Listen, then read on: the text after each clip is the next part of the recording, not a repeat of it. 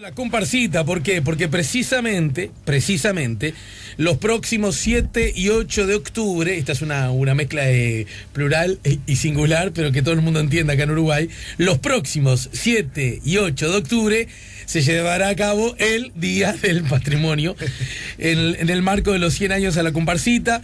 Y con mucha alegría estamos recibiendo al querido amigo, el músico, compositor Fernando Yáñez, integrante de la Comisión de Patrimonio Cultural de la Nación. ¿Cómo te va, Fernando? Muy bien, Alejandro. Bueno, se informó justamente hace un par de días, ¿no? Con ronda de prensa mediante. Exactamente, sí. De la novedad a propósito del Día del Patrimonio. Sí, es bien interesante lo que algunos elementos que a mí me resultan muy importantes y que quisiera destacar, y es cómo de alguna forma el Día del Patrimonio últimamente está intercalando con bastante buen tino elementos materiales, de patrimonio material y de patrimonio inmaterial. El año pasado fue la educación pública, este año es la comparsita, y esto es bien interesante porque si bien el patrimonio comenzó siendo una preocupación por el tema de los ladrillos y los monumentos, con buen criterio, por cierto, pero casi un tema reservado a los arquitectos. Sí, exacto. ¿no? Ha empezado a tener un sentido un poco más adecuado para mi gusto, que es todo aquello que nos hace ser quienes somos, ¿no? Desde el punto de vista de la construcción de nuestra sociedad. Y bueno, estamos hablando este año nada menos que de la comparsita, el himno de los tangos, el tema que tiene más versiones en la historia de la música después de Yesterday de los Beatles, ¿no? ¿Es así? Es así. Entonces, bueno, digo, sin duda que es para decirlo todo, y Yesterday en menos cantidad de tiempo lo ha logrado, ¿no? Menos cantidad de tiempo lo ha logrado, sí. Pero bueno, y desde ese lugar, bueno, primero que el Día del Patrimonio, más allá de estas definiciones que yo entiendo y además en lo particular comparto, y creo que además tu espíritu, creo advertirlo, no va en la dirección de decir ¿cómo antes ustedes se dedicaban a los ladrillos? No, porque no. Las cosas son hijas de su tiempo también. Totalmente, y de verdad claro. que yo recuerdo aquellas primeras jornadas del patrimonio que yo lo veía con alegría y el entusiasmo de reconocer los ladrillos y ponerlos en su justa dimensión. Lo que pasa es que también uno se va enriqueciendo la sociedad, los conceptos. Claro, exacto. Y ahora cuando hablamos de patrimonio, por supuesto, ya no solo hablamos de edificios, ¿no? Es que probablemente de no haber mediado el tema de los ladrillos no hubiera existido. De hecho, anecdóticamente yo digo, esto se comenta de que la Comisión de Patrimonio o la defensa del patrimonio en el país surge porque andaba Pibel Devoto caminando por la Ciudad Vieja y vio que estaban haciendo una intervención en un edificio fantástico y salió corriendo al Palacio Legislativo a buscar de promulgar una ley que defendiera el patrimonio, en ese caso material. O sea, la piedra de toque fue una intervención sobre un patrimonio hasta ese momento no declarado, por cierto. Yo pienso que cada vez que ocurren estas instancias, nosotros como sociedad, como colectivo, el Estado y sus representantes, que por definición nos representan, me parece que están como tironeados buenamente de dos extremos. Por un lado, ¿cómo lograr que la fiesta del Día del Patrimonio siga siendo la misma de siempre? ¿Y cómo lograr que la fiesta del Día del Patrimonio sea cada vez distinta? Claro, sí, es interesante, ¿no? ¿Verdad? Porque hay algo de eso, ¿no? Contamos con una ventaja, ¿no? Que es de esas cosas que a veces los músicos, por ejemplo, nos preguntamos, ¿qué es lo que determina que una canción tenga éxito? Es muy difícil encontrar el elemento, ¿no?, que pueda definir eso. Y el Día del Patrimonio en nuestro país ha sido eso, ha sido un éxito que sí se ha trabajado muchísimo y la Comisión lo ha digamos, tratado de manejar y de difundir de la mejor manera, pero que ha aprendido fuertemente en nuestra sociedad. En la Guía del Patrimonio de este año estamos hablando de miles de propuestas, y la gente el sábado y el domingo sale a recorrer y tiene la oportunidad de una cosa bien interesante, ¿no? De ver cosas que muchas veces en lo cotidiano, aunque le pase por adelante, no las ve. Siempre digo lo mismo.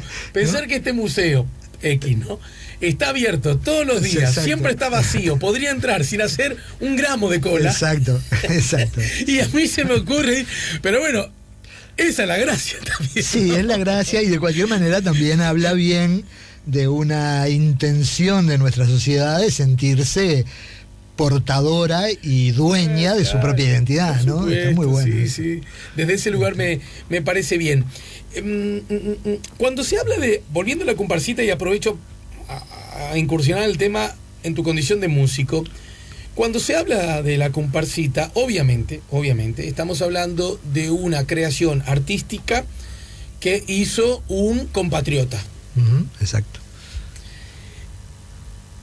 Se inscribe necesariamente en una especie de histórico tironeo con nuestros hermanos argentinos, que tienen a la comparsita como una más de los protagonistas de ese histórico tironeo. Exacto, sí, sí. Tironeo del cual quiero ser honesto contigo y con los oyentes, a veces a mí me importa poco, Sí. porque creo que, bueno, me parece que formamos parte de una misma escuela, de la universalidad del arte, de la creación humana, entonces... Y sobre todo de la concepción, Alejandro, que sin duda compartís conmigo, porque además, digo, como un hombre del arte, sos consciente de esta realidad. Es decir, las fronteras culturales poca relación tienen con las fronteras políticas. Es decir, Bueno, si me apurás, hasta yo puedo conspirar con ciertas ideas de fronteras políticas, ¿no? Exacto, sí, sí. Pero mucho menos todavía las culturales. Exactamente, Las culturales, exactamente. justamente en el sentido más amplio cada vez. Exacto, el tango es un producto de la región, un producto de los puertos, un producto de, ¿no?, de una realidad social que compartimos de alguna manera con la Argentina, y donde además sí tenemos esa rivalidad futbolística, ¿no? Sí. Que nos lleva a veces a tener una pica, y por suerte... Y que nos lleva también a, si el empate nos sirve a los dos, jugar para el costado. Que alguien cree por lo que menos eso los es algo últimos malo, 15 minutos. y yo creo que no, porque justamente claro, le sirve a los dos, que el fútbol es eso. Exactamente. Y de alguna forma creo que nos ha ido bien, como suele pasarnos a los uruguayos, que a pesar de nuestra dimensión muy acotada y de ser muy chiquititos, logramos en algunas áreas un destaque que parecería inusual, digo, por lo menos difícil, ante lo cuantitativo de la producción argentina, que tiene logros absolutamente maravillosos, ¿no? Digo, hay tangos argentinos que son una joya del primer sonido hasta el chan chan final, ¿no? Claro.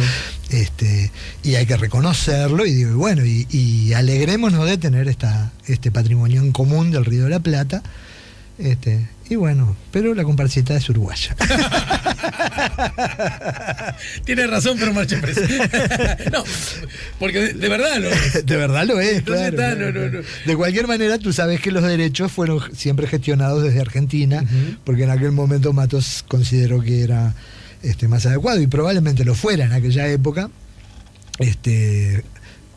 o que tendría mejores retribuciones económicas gestionándolo desde allá. Bueno, Recién cuando se anunció lo del patrimonio, justamente había familia de Matos, ¿no? Sí, todavía está una sobrina. Una sobrina, ¿no? Sí, que integra una comisión honoraria que se creó por ley para el tema de estos 100 años, y por supuesto no solo la integra, sino que lleva la representación ni más ni menos que familiar, ¿no? De la sangre de Matos.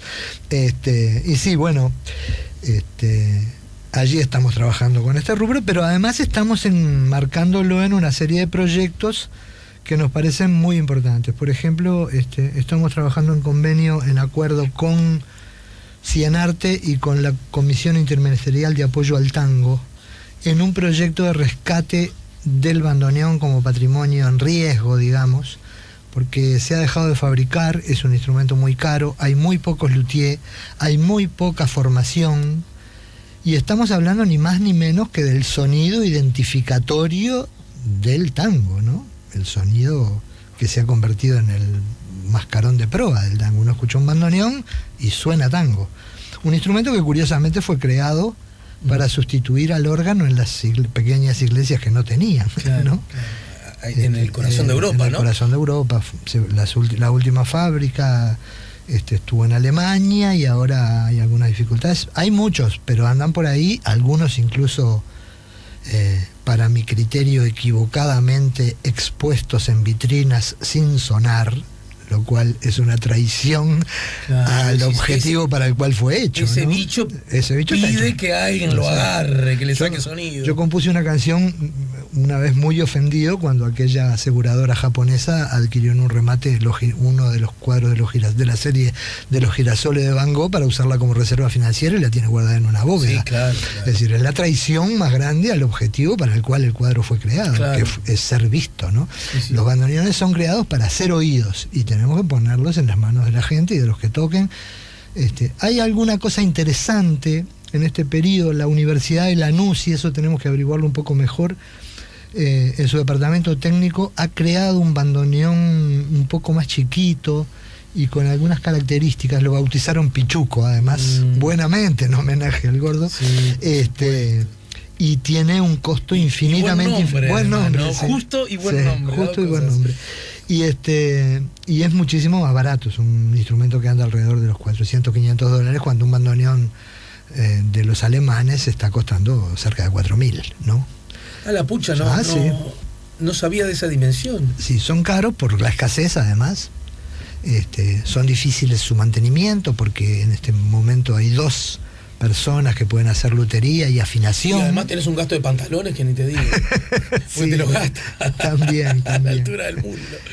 Pero igual, de cualquier manera, estamos asistiendo ahora a un momento en el cual hay como una especie de renacimiento. Hay gente joven, por suerte, tocando el bandoneón. Y una cosa que es bien importante, hay muchas mujeres, muchas muchachas, que antes no sé si era por una cuestión hasta de actitud física necesaria para tocar el bandoneón, sí. Las mujeres estaban un poco alejadas del instrumento. Hoy hay, y no solo en Uruguay, en Argentina hay muchas. Conozco una joven muy bonita, además de La Plata, que es excelente bandoneonista. Tengo una amiga personal, Laurita, colombiana, también muy joven, excelente bandoneonista, integrante de la orquesta típica de Bogotá y de un quinteto que se llama Quinteto de Vocaciones, la bandoneonista del quinteto. Sabes que en Colombia, por razones obvias, hay un cierto desarrollo importante del tango, más en Medellín que en Bogotá, pero también en Bogotá. Sí, porque a veces incluso se dice que, no soy experto en la materia, pero ni por asomo. Pero cuando a veces se cree que el vínculo que tiene Colombia y Medellín en particular con el tango tiene que ver con la muerte de Gardel, en realidad por algo Gardel murió ahí. Gardel estaba ahí, claro. Sí, es sin duda. Anterior. No estaba de vacaciones, precisamente. Claro, justamente.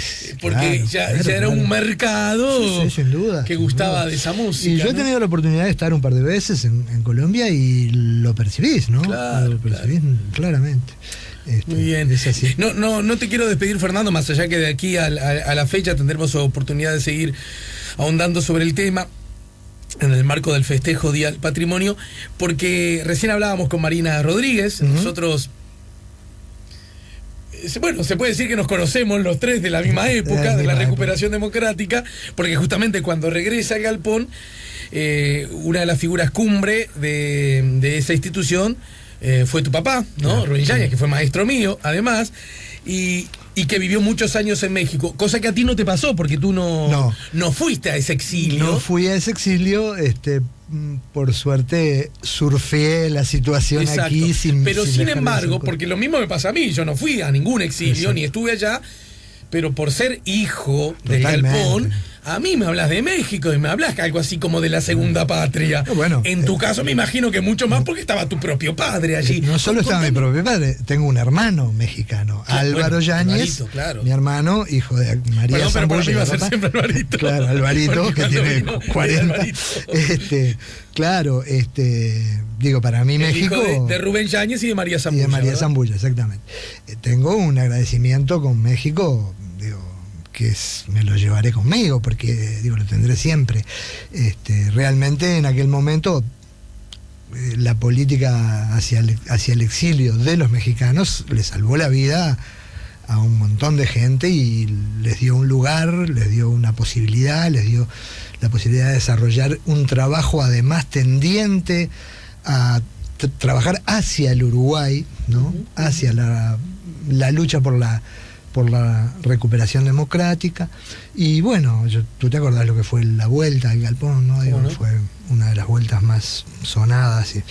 Y sí, digo, para mí México, yo publiqué en las redes sociales la bandera de México y diciendo esto que te digo, ¿no? Que el agradecimiento que tengo por México me hace exigir a todos mis conocidos la mayor solidaridad en estos casos, porque realmente lo del terremoto ha sido fantástico, ¿no? Fantásticamente brutal.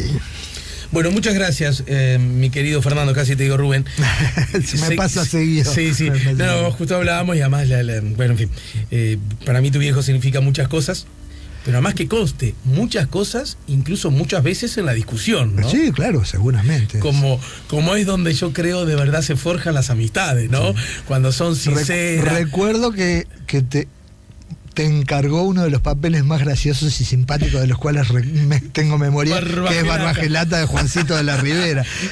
Y vos me pasaste, vos me pasaste 3 o 4 acordes de un tango que Barbagelata tocaba en aquel Juancito de la Ribera. Una obra que interesante, ¿no? Porque cuando se habla acerca de las misturas de las nuevas y las viejas generaciones, esa obra que dirigió tu viejo estaba formada en el 90% del elenco por los muchachos, todos recién egresados de la escuela, ¿no? Uh-huh. Y fue una apuesta brutal que hizo el Galpón a ese proyecto. Y en un momento tuvimos función, con extensión incluida, y porque no sé qué espectáculo se retrasó, por qué, y no sé qué otro se fue de gira, que estuvimos al mejor estilo porteño de Calle Corrientes de martes a domingo, lo recuerdo claramente, sí, excepto el lunes, todos los días teníamos función de Juancito de la Ribera. Y vale citar esta obra de Bacareza porque además es una obra construida en torno al tema del tango, ¿no? Por supuesto, respiramos. O sea que estos 100 años de la comparsita también citamos. También se enmarcan allí. Bueno, muchas gracias, los dicho, y mucho éxito. Por favor, Alejandro. Señores, estamos poniendo la mañana en camino, nos ayudó a hacerlo Fernando Yáñez. Ya volvemos con La Mañana en Camino.